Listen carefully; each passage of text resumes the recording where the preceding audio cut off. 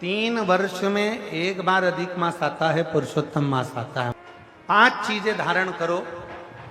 आज 17 मई से अधिक मास प्रारंभ हुआ है, जो 15 जून तक चलेगा। इस 15 जून तक के अधिक मास में 5 चीजें अपने अंदर धारण करना है। पहले नंबर का,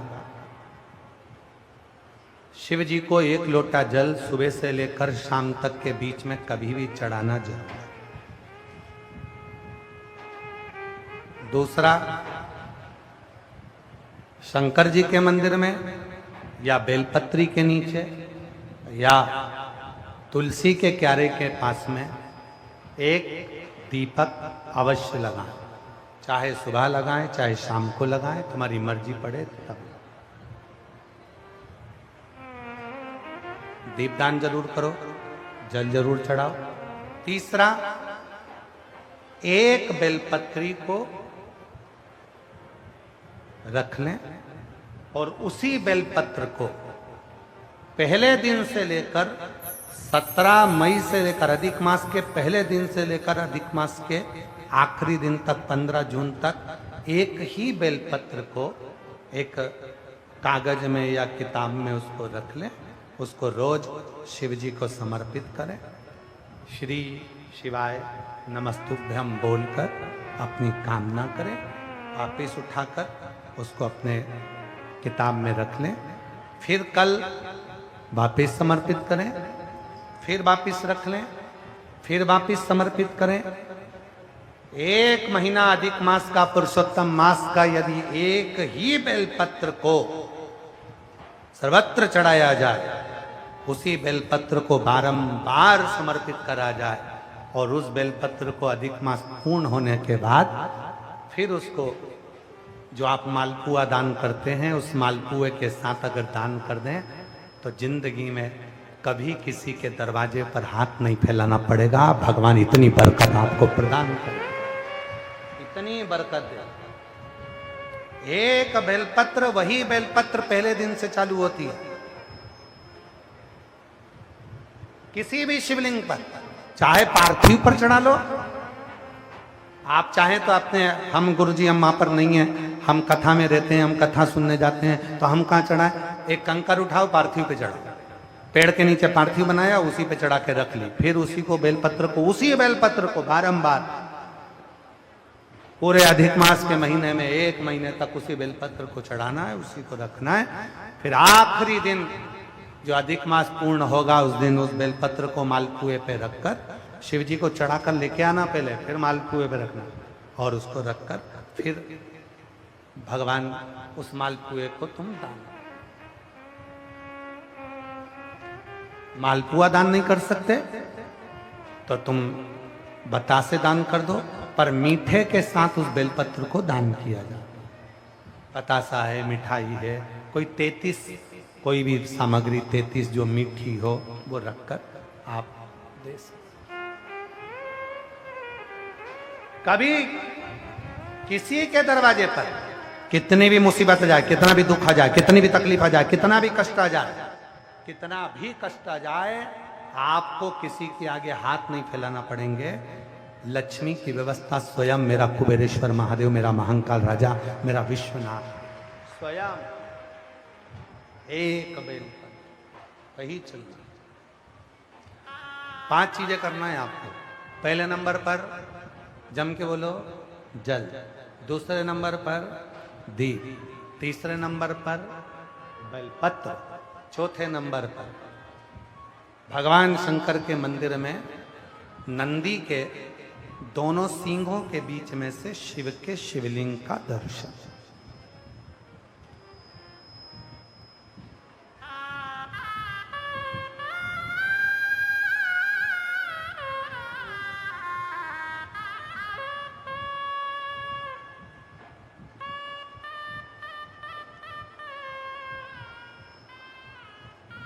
नंदी के जो सींग है, उन सींग के मध्य में से भगवान शंकर का दर्शन। क्यों? किस लिए? अगर पुरुषोत्तम मास में, अधिक मास में हम नंदी के दोनों सींगों के बीच में से शंकर के शिवलिंग का दर्शन कर लेते हैं, तो अपने अंतिम सांस तक शरीर के अंदर कोई बड़ी बीमारी कभी नहीं आती, कोई गंभीर बीमारी कभी नहीं, क्योंकि ज्येष्ठा का अधिक आया है। ज्येष्ठा का जो अधिक होता है उसमें अगर सींग, दोनों सींगों के बीच में से शिव के शिवलिंग का दर्शन करिए, शरीर में कभी कोई बड़ी बीमारी, ऐसी बीमारी नहीं आएगी जिसका इलाज है ही नहीं। रोगीले होकर, कष्ट भोग कर शरीर को नहीं त्याग, बहुत बड़ी बीमारी के साथ शरीर का त्याग नहीं करो। चौथा और 5वें नंबर पर भगवान शिव के मंदिर में, भगवान शंकर के मंदिर में या शिव कथा में या जहां हो वहां प्रदोष काल में, प्रदोष का समय, सूर्य डूबने का समय जब हो उस समय पर 5 बार 7 बार या तो पंचाक्षर मंत्र नमः शिवाय या षडाक्षर मंत्र ओम नमः शिवाय या श्री शिवाय नमस्तुभ्यम का जप। 5 बहुत, ये 5 अधिक मास में शंकर की 5 चीजें धारण कर लो। उसमें सबसे ज्यादा जरूरी जो है जल, दीप, बेलपत्र वही चढ़ाना, वही लेकर आना। कभी कभी हाँ, यदि घर के बच्चे ज्यादा बीमार रह रहे हैं, उनको सांस की प्रॉब्लम हो रही है, सर्दी खत्म नहीं हो रही, निमोनिया हो रहा है, बार बार उनको कफ जम रहा है, तकलीफ हो रही है, तो पीपल का छोटे से छोटा पत्ता लीजिए और एक बेलपत्री का पत्ता लेकर दोनों पत्र को अधिक मास की 7वीं के दिन शिव जी को समर्पित कर दिए। पिपलेश्वर महादेव का नाम लेकर उसको समर्पित करिए। उन दोनों को उठाकर लेकर आ जाओ, उन दोनों को जहां बच्चा रहता है उस घर में किसी भी स्थान पर उसको रख दीजिए। उसकी जो कफ जमना है, जो निमोनिया है, वो धीरे धीरे समाप्त होना प्रारंभ हो जाता है। 7वीं तिथि अधिक मास, इसके सिवाय नहीं होगा वो, अधिक मास के सिवा वो हो ही नहीं सकता, केवल अधिक मास। अधिक मास की 7वीं तिथि को पीपल का पत्ता, छोटा ही बेलपत्र का पत्ता समर्पित किया। नाम लेना है पिपलेश्वर महादेव। क्या नाम है? जम के बोलिए जरा, पिपलेश्वर महादेव। हमने पहले भी कथा में कहा, एक है कुंदकेश्वर महादेव, जो दवाई नहीं लगती, कुंदकेश्वर का नाम का स्मरण करो। कफ शरीर में, निमोनिया, सर्दी, इसको समाप्त करने के लिए पिपलेश्वर महादेव। शिव कथा करो, पार्वती मैया का यह पवित्र चरित्र कर रहा है। वरदान किसी को भी मिले, आशीर्वाद नहीं मिल सकता। थोड़ा तप कर लीजिए, वरदान मिल जाएगा, आशीर्वाद नहीं मिलेगा। थोड़ा व्रत कर लीजिए, वरदान मिल जाएगा, आशीर्वाद नहीं। आशीर्वाद पाना है तो शिव की शरणागति, घर में माता पिता की शरणागति, घर के बुजुर्ग की शरणागति करना।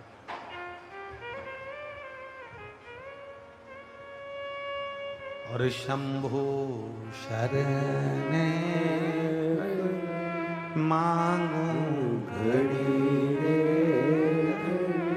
दुख काटो, दया कर दर्शन आपो।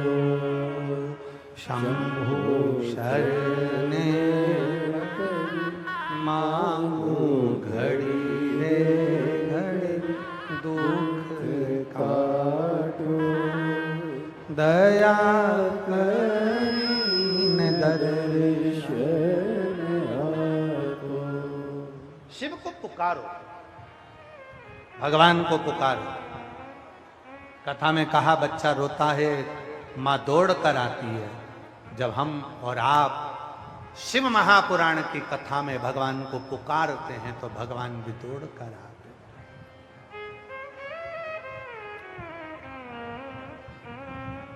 और पुकारने के लिए सबसे ज्यादा जरूरी है आपकी हृदय की प्रसन्नता, आपकी मुस्कुराहट। कथा में आओ, मेरी जितनी जीजी आ रही हैं कथा में, मेरे जितने जीजा आ रहे हैं, जितनी बेटी आ रही हैं, जितने बेटा आ रहे हैं, जितने मेरे बुजुर्ग माँ बाप आ रहे हैं कथा में, आपसे निवेदन है करभद्र, कथा में आओ, मना नहीं है, पर अपने चेहरे पर प्रसन्नता होना चाहिए।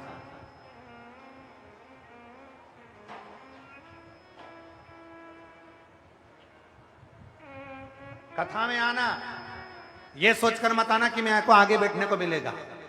कथा में आना तो यह सोचकर मत आना कि मैं आगे बैठूंगा, मेरी उससे पहचान, मेरी उससे पहचान, मेरी उससे पहचान, मेरी उससे पहचान। ना ना ना, शिव के होकर आओ कि मेरा बाबा मुझे जहां बिठाएगा वहां बैठूंगी, और मेरा बाबा जो मेरी झोली में डाल देगा मैं उसको लेकर चली जाऊंगी। बस तो कथा, तो कथा।